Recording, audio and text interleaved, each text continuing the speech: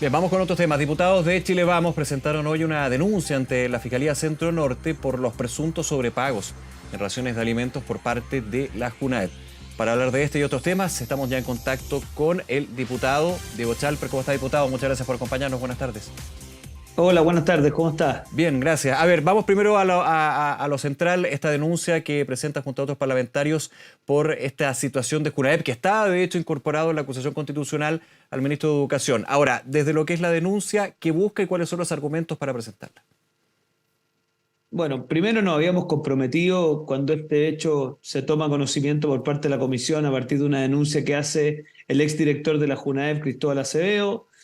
Obviamente nosotros habíamos planteado ya el tema en el capítulo 6 de la acusación, pero el señor Acevedo profundiza, agrega nuevos antecedentes y por lo tanto pescamos todo eso y otras cosas que nos fueron llegando durante el transcurso de la acusación a través de personas que hacían denuncias anónimas y otra información, lo transformamos en un documento que, para que usted se haga una idea, tienen del orden de 197 páginas, y hicimos una presentación formalmente con los diputados Rey y Coloma, pero me autorizaron a decirlo con el respaldo también de básicamente otros parlamentarios, como son el caso de Víctor Pino, como es el caso de Giovanna Humada, como es el caso, bueno, también me manifestó su apoyo Andrés Joanet, o sea, hay un esfuerzo bastante transversal en esa dirección.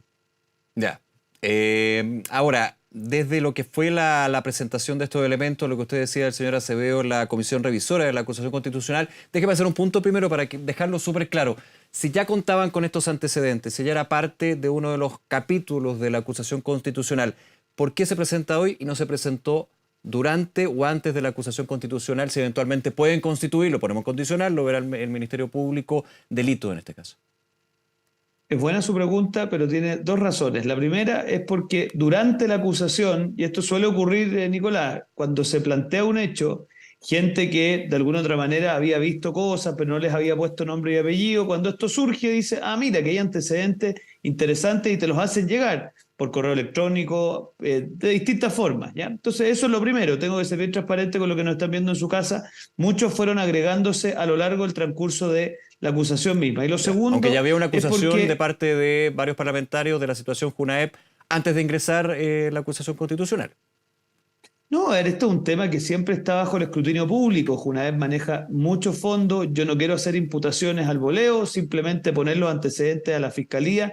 En Chile, yo creo que cada órgano tiene que hacer su trabajo. Será la fiscalía la que, usando sus herramientas, investigue y transparente. Y por tranquilidad de todos, ¿ah? Incluyendo a la gente que hoy día está en la Junaed, que podamos transparentar esta situación. Entonces, ¿por qué no lo hicimos antes? Primero, porque fueron llegando los antecedentes, Sí. nosotros teníamos un marco muy general, y lo segundo, Nico, va a ser franco, por una razón que tiene que ver con que son responsabilidades distintas, no se topan, y acá ya el tema constitucional quedó despejado la semana pasada, ahora tendremos que ver esta otra lista. Ahora, déjeme profundizar en ese segundo punto. No se hizo durante la acusación constitucional o antes de la acusación constitucional. ¿Era porque podía entorpecer la acusación constitucional?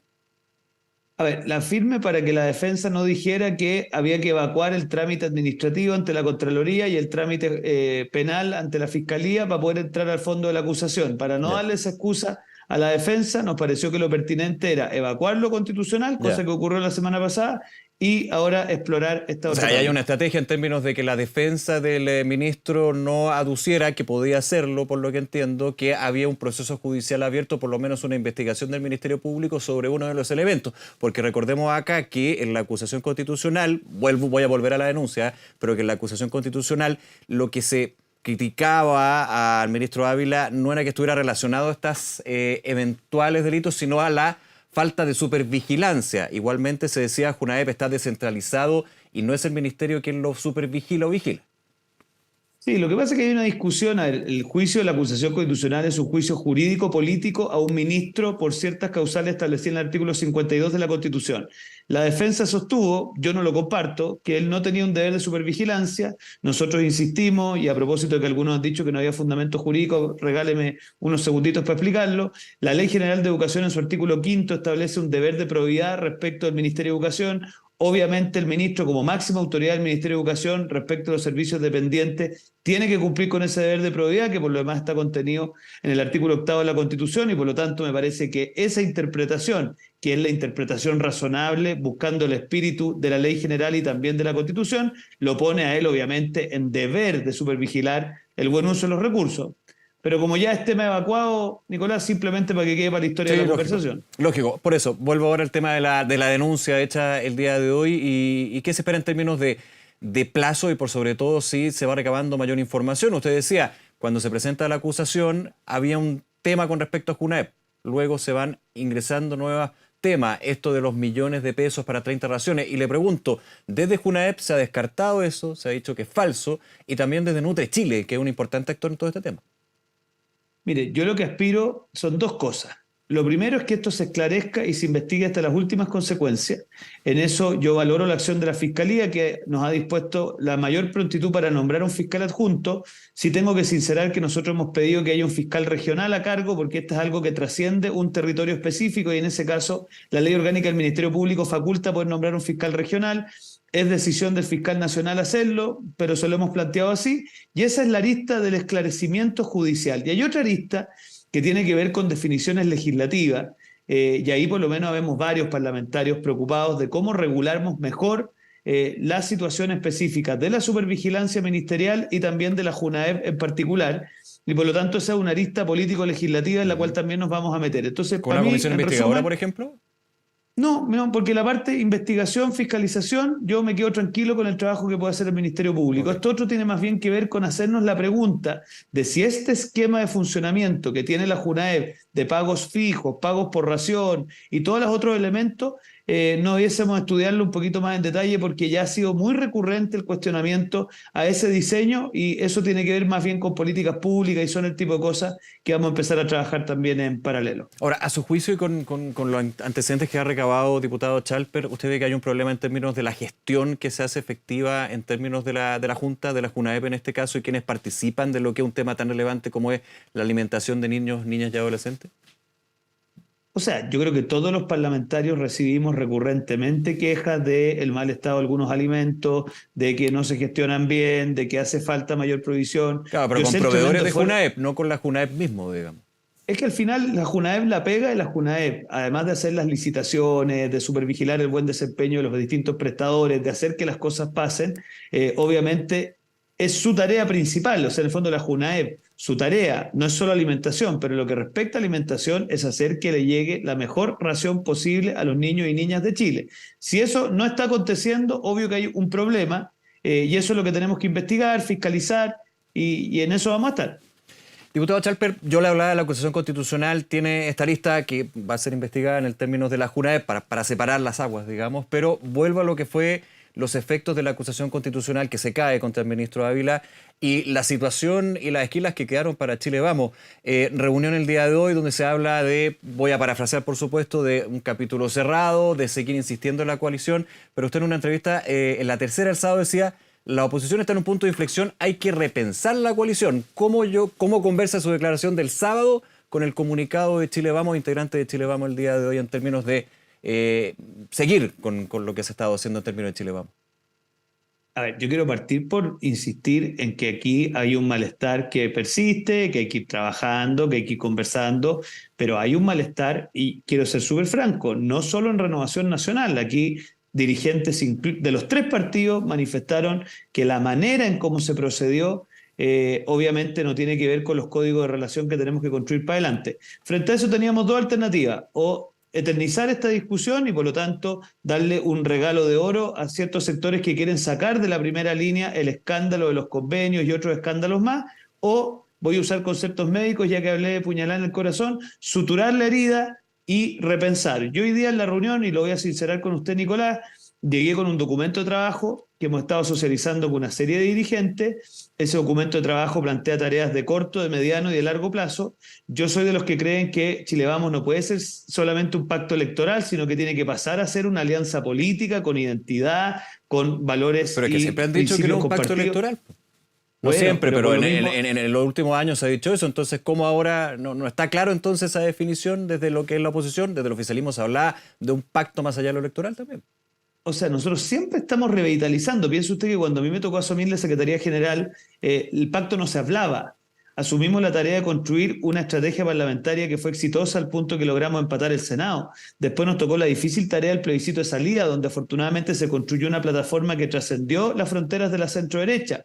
La pega siguiente fue el Acuerdo por Chile, del cual yo me siento muy contento y orgulloso de haber avanzado. Y ahora la tarea que sigue, de cara a la municipal, de cara al plebiscito de salida, en mi opinión, y por eso el documento, y por eso hablaba yo de repensar, es que no es suficiente la plataforma electoral que nos ha permitido estos resultados que yo por lo menos considero muy valiosos, sino que en vista del nuevo escenario, con un gobierno tan debilitado y reconozcámoslo, con un partido republicano que presenta una identidad consistente en la discusión pública, la tarea de Chile vamos a construir una identidad, construir un congreso programático, avanzar hacia eso. Y eso quiero decir yo cuando digo repensar. Mire, yo podría quedarme en la polémica eternamente, Nicolás, pero no es mi estilo. Yo soy claro y preciso en evidenciar los síntomas de una enfermedad, por eso fui tan duro el miércoles pasado, ahí yo veo que hubo una cosa muy compleja, pero por personalidad no me detengo demasiado en el problema, sino que a mí me gusta una palabra que no existe, pero se la voy a usar igual, que se llama ser solucionático.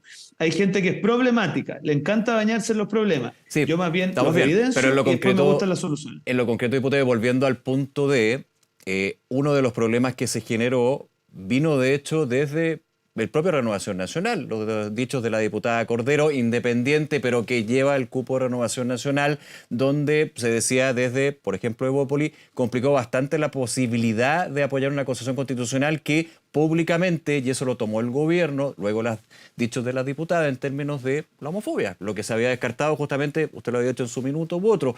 Aquí viene desde adentro el problema. O sea, eso es parte del problema. Yo lo dije con mucha claridad la semana pasada, los dichos de mi colega, a quien tengo gran aprecio, pero aquí se equivocó y se equivocó firme. Por lo mismo, le hemos planteado en la bancada, a la vuelta de la distrital vamos a tener una reunión especialmente dedicada a estos efectos para discutir cómo cada uno, y en particular los que tienen alta exposición pública, tienen que entender que sus dichos tienen consecuencias políticas. Y por lo tanto, yo creo que son Pero cosas consecuencias políticas de la diputada complementarias, Nicolás. Cordero, en lo concreto, por ejemplo, es salir de la bancada. Recordemos, ella es independiente de la Renovación Nacional, está de bancada de Renovación Nacional. Mire, yo en eso soy tremendamente respetuoso de las decisiones que toma la bancada. En eso yo quiero ser claro y preciso. Yo soy parte de la bancada, pero la conducción de la bancada le corresponde a los jefes, a Frank Sauerbaum y a Marcia Rafael. Y yo obviamente voy a dar mi opinión cuando sea el minuto, pero creo que Pero acá tenemos que claramente ser no le gustó lo que conscientes. pasó con la diputada Cordero. Eso es innegable. O sea, a mí me parece que hay que ser consciente que cuando hay cosas tan importantes en juego como defender la alimentación de los niños, la probidad y el buen uso de los recursos públicos, no podemos dar espacio a nada distinto que el foco se mantenga ahí. Ujú. Ahora, desde ese repensar, le hago la pregunta, diputado Chalper, ¿repensar con Evópoli? ¿O Evópoli repiensa también con esta coalición? Porque se generaron viejas heridas con evolución política. O sea, nosotros hemos impulsado en Renovación Nacional un congreso doctrinario, que parte de las preguntas es dónde nos situamos intelectualmente, doctrinariamente, cómo nos situamos en el domicilio político que queremos tener y cuál va a ser nuestra política de alianza. Ese espacio ya se dio Pero yo le en doy la términos respuesta, a la consultivos. derecha. Yo sé que es muy simplista, le pido disculpas, pero... Ya voy a llegar para allá, Ya, mire. ok. Pero mire, lo que pasa es que tener las raíces en la derecha, que yo no me pierdo un minuto, Renovación Nacional tiene sus raíces en la derecha, voy a usar en términos analógicos, la pregunta es ¿hasta dónde extiende usted las ramas del árbol que tiene las raíces en la derecha? Y yo por lo menos creo que nosotros tenemos que buscar un partido con vocación de mayoría y y una coalición con vocación de mayoría. Eso supone respetarnos en nuestras diversidades, en particular con Evópolis, pero sí entender que hay ciertos códigos mínimos para relacionarnos. Entonces, respondiendo a su pregunta, yo creo que las ramas nuestras se incorporan alianzas con partidos como Evópoli, pero sí tenemos que ser capaces de encontrar unidad programática, ciertas maneras de relacionarnos, reuniones periódicas y una serie de cosas más que plantean ese documento que creo que son importantes para enfrentar el escenario Claro, que viene. porque siempre hay un ejemplo que se repite acá en términos de otro partido de derecha que es Republicanos, pero que es una rama que no ha podido confluir en una coalición ni siquiera de pacto electoral con Chile Vamos. Aquí uno ve que desde el pensamiento, no sé si lo liberal, porque reconozcamos que ahí hay distintos matices, pero en Evópoli, insisto, en estas viejas heridas, parece que fuera otra rama que en algún minuto, obviamente Evópoli no va a estar con Republicanos, pero puede que tampoco esté con Chile Vamos, o que le incomode estar con Chile Vamos, o que Renovación Nacional y la UDI le incomode estar con Evópoli. No, bueno, hoy día la presidenta Gloria Hood dijo todo lo contrario, dijo que a Bópoli le interesa perseverar en Chile Vamos, pero a continuación yo insistí mucho en que nosotros también tenemos interés de mantener esta vocación de mayoría que Claro. Y no se requiere, por ponen, supuesto, lo también voy a poner un poco a la gente. en términos más extremos, me pido disculpas, no se pone en duda No, la póngalo. vocación de derecha de Bópoli en este caso por parte suya de Renovación Nacional. O sea, yo creo que tener las raíces en la derecha supone suscribir ciertos principios y ciertos valores, dentro de los cuales yo incorporo el derecho de los padres a escoger la educación de sus hijos. Para nosotros es un principio fundamental y yo creo profundamente que en materia de educación sexual ese principio hay que ser especialmente cuidadoso. Por lo tanto, ese principio, el respeto a la vida que está por nacer, la promoción de la familia, y hay otros principios que quizás pertenecen a una sensibilidad de la centro-derecha, de la cual yo me siento Ujú. fuerte impulsor, tiene que ser parte de esta ecuación, porque esa ecuación, Nicolás, es la que nos va a permitir lograr la mayoría, y no solo eso, impedir una pesadilla para Chile, que sería siquiera pensar en un segundo gobierno del Frente Amplio. Ahora, hay sensibilidades que, obviamente, convicciones, y no pretendo aquí pensar en alguna manera en cambiar una convicción, que son convicciones profundas que tienen todos los partidos y todas las coaliciones, pero hay sensibilidad, visiones que también han cambiado. Recordemos la historia también de la derecha, que en algún minuto los partidos de la coalición de la derecha estaban en contra del divorcio. Ahora, no un tema que O se sea, discuta. O sea, también hay a ver, hay un tema en esa lógica, ¿no? pero a ver, sin duda que las preguntas que van surgiendo en la coyuntura van cambiando, pero usted siempre tiene que tener la misma quilla, y la quilla de Renovación Nacional es defensa de la dignidad de la persona humana, defensa de la libertad en sus distintas expresiones. En lo particular creo que es un Estado que sea capaz de promover la iniciativa privada, pero al mismo tiempo tener una dimensión social que haga que todos tengamos la libertad como piso de entrada, y así una serie de principios con los cuales nos paramos ante la sociedad. Y eso a mí me parece que es el desafío que tenemos por delante, y si queremos alcanzar la mayoría, Nicolás, tenemos que ser capaces de construir identidad con mucha fuerza, con mucha nitidez, pero al mismo tiempo construir una capacidad de diálogo con otras fuerzas que nos permitan impedir que las izquierdas, con su lógica de cancelación, con su mirada estatizante, con su mirada que muchas veces contradice estos principios, no siga avanzando tal como ha ido pasando desde el plebiscito de salida a la fecha. Diputado Diego Chalper, en los minutos que nos quedan, déjeme ya el otro tema, que ha sido noticia, esta entrega de una medalla por parte del presidente Boric al ex juez Garzón. Estaba revisando información acá que el diputado Frank Sauerman y Marcia Rafael pidieron a Contraloría revisar la procedencia de la entrega de esa medalla. Lo dijo el canciller Van Klaveren. Hay conmemoraciones de la presidencia, esto era un reconocimiento. No hilar, le hago la pregunta, en todo lo que está pasando, muy fino en términos de lo que fue este gesto o esta decisión personal que tuvo el presidente, lo decía el canciller. O sea, yo personalmente considero que la condecoración que le han hecho a Baltasar Garzón es una vergüenza. Pero un Y es reconocimiento, una es que hay una vergüenza. diferencia. Bueno, póngale usted Es que hay reconocimiento. condecoraciones que son no me acuerdo muy bien, pero hay dos que son Nicolás, a específicamente de la ver, presidencia, que son institucionales. está bien, pero yo creo que el presidente de la República se equivoca, y se equivoca. Yo entiendo que son el tipo de gestos que tiene que hacer, al igual que los indultos, al igual que el retiro de las querellas. O sea, son gestos que le hace a los sectores más de izquierda de su coalición para intentar cuadrar el círculo.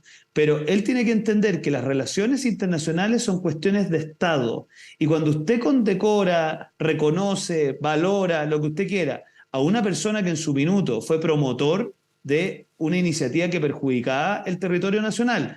Yo le tengo otro recuerdo, a mí estas cosas no se me olvidan. Cuando se le hace un homenaje a la primera línea en el ex Congreso Nacional, que yo creo que es de las cosas más vergonzosas del país en los últimos años, usted se acuerda que él estaba ahí de pie aplaudiendo, ¿no?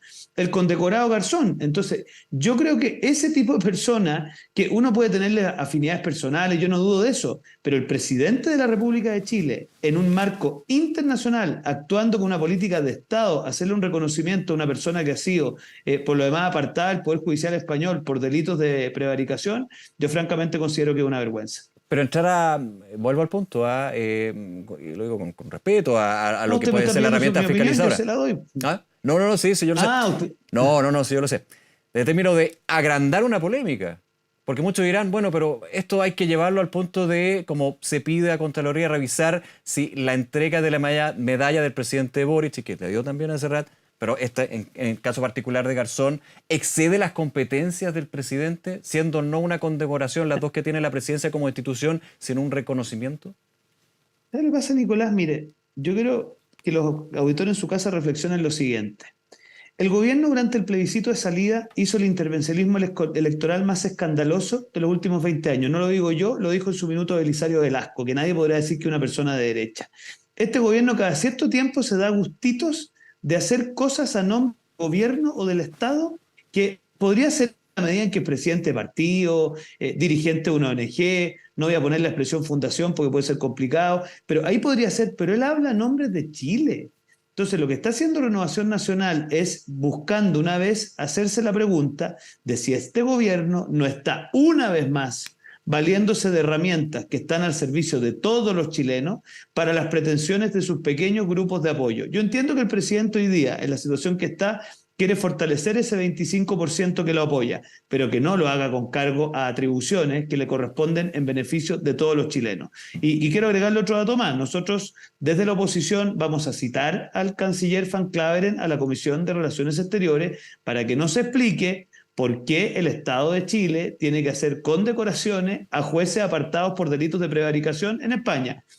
Usted dirá alargar la polémica, yo creo que no, yo creo que simplemente que el gobierno empiece a tomarle el peso a las cosas que hace y que el presidente de la República se dé cuenta que los gustitos tienen consecuencias políticas también. Ahora, pero ahí podríamos hablar ya de un tema más profundo histórico, que es la discrecionalidad que tiene el presidente o la presidenta de la República en Chile, poner en un régimen presidencial.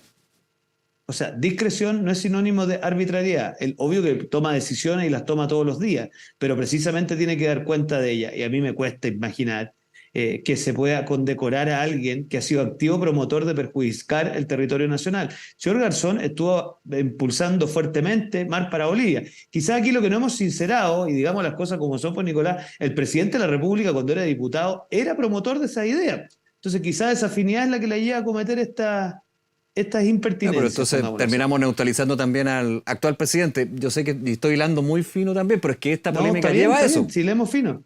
Pero Nicolás, cuando usted... Pero no, es que no llegamos a un punto final, digamos, ese es el punto, diputado. No, lo que pasa es que el presidente toma decisiones, nosotros como oposición hacemos ver nuestros puntos de vista, el presidente tiene que entender que él no es el líder de una ONG o de una fundación, es el presidente de todos los chilenos, y por lo tanto, cuando hace gestos como estos, tiene que entender que no puede darse un gusto de hacerlo con alguien que ha generado malestar bastante transversal, Nicolás, no solamente desde Chile Vamos. Ahora yo lo entiendo. Vamos a otro punto que es un gesto local y que iba justamente a los distintos sectores a los partidos políticos en nuestro país en lo que es la conmemoración de los 50 años del golpe. Este llamado a un acuerdo fue descartado, hay que decirlo, bastante rápido, inmediatamente por la oposición. ¿Usted estaba también en esa línea de no ver ninguna posibilidad de llegar a algún tipo de acuerdo, convención? Uno entiende que también... me estoy aprovechando, digamos, de esta conversación, pero uno pensaría que recordando lo que sucedió en Uruguay con respecto al golpe de Estado, con los presidentes, los 4 presidentes uruguayos, de alguna manera se trataba de emular eso. Estoy haciendo una hipótesis. Que tuvo muy buena reacción a nivel internacional, también aquí la hubo. Llegar a un acuerdo y descartarlo de lleno a lo que pide el presidente, que dice la ministra, no es una obligación, sí una petición. ¿Descartarlo de lleno es un buen camino? Mire, hay un viejo dicho que dice la mujer del César tiene que serlo y parecerlo. Y el problema que tenemos hoy día es que el gobierno del presidente Boric, porque un señor se permitió decir en una entrevista como esta que los politólogos, los historiadores, los cientistas políticos podían discutir sobre el contexto que antecedió el 11 de septiembre del 73, ese señor fue removido de su cargo. Entonces, con ese antecedente, ¿el gobierno le podemos creer que nos va a querer invitar a construir una cosa reconciliatoria, de amplio acuerdo? Difícil, pues. Pero ni siquiera se preguntó hacia dónde iba, digamos, o entrar al detalle de, bueno, ¿qué busca usted? Bueno, de nuevo, el gobierno tiene que asumir una cosa, que es que las decisiones tienen consecuencias. Alguien me dice, Patricio Fernández renunció. Sí, pero si el presidente de la República hubiese querido marcar una orientación, le dice, Patricio, no le acepto su renuncia porque para mí el lineamiento que usted ha hecho es esencial. Pero ¿qué es lo que ocurrió? Le aceptó la renuncia y por lo tanto parecía capturado por el Partido Comunista. Y usted comprenderá que un partido que hace pocos, mire, yo me acordaba una cosa hace poco, el año pasado votamos un proyecto de ley donde se buscaba una modificación a la ley de partidos políticos para renunciar a cualquier visión que pudiera propugnar el uso de la violencia. Y usted sabe que tuvimos 43 votos en contra. Y dentro de esos, todos los del Partido Comunista y del Frente Amplio. Entonces, que esa misma coalición hoy día nos pretende hacer creer que vamos a poder firmar Entiendo que el algo que argumento diga nunca del más actual al uso de la oficialismo es que violencia. estaba consagrado ya en la Constitución eso. Usted sabe más de derecho constitucional, pero eso dicen desde el Está oficialismo. consagrado, fíjese que está consagrado en el 19 número 15, pero quería profundizarse en un proyecto de ley a través de una reforma a la ley de partidos Ya. políticos y lo votaron en contra. Pero ya Entonces, estaba que hoy día consagrado. aparezcan, pero es que no, pues, porque lo importante es que la Constitución siempre fija un marco y eso hay que pormenorizarlo a nivel legislativo Bajarlo. para que tenga eficacia en la práctica. Entonces, Nicolás, mi idea es muy simple. No le creemos al gobierno en su pretensión reconciliatoria desde que sacaron a Patricio Fernández porque se vieron capturados por el Partido Comunista. Si es que el presidente es capaz de decir, mire, hacemos una autocrítica de ese episodio, vamos a nombrar a una persona que dé garantía y se muestra una orientación clara en esa materia, lo podemos pensar. Pero O sea, hoy si día, no hubiera salido nada Patricio nos hace Fernández, posible. sí podría haber habido espacio para un acuerdo, una conciliación en este tema. O sea, es que más que Patricio Fernández, persona individualmente Claro, considerada, pues usted era me la lo pone ahí, pues, orientación, digamos. sí, pues, era la orientación que él representaba y cómo su salida representa una hegemonía de los sectores radicales de la izquierda en lo relativo a esto. Ese es el punto. Bien, diputado Elgo Chalper, varios temas. Muchísimas gracias, como siempre, por esta conversación, diputado. Que esté muy bien. Que le vaya bien. Hasta Buenas luego. tardes. Buenas tardes, nos vemos. Chao. Chao.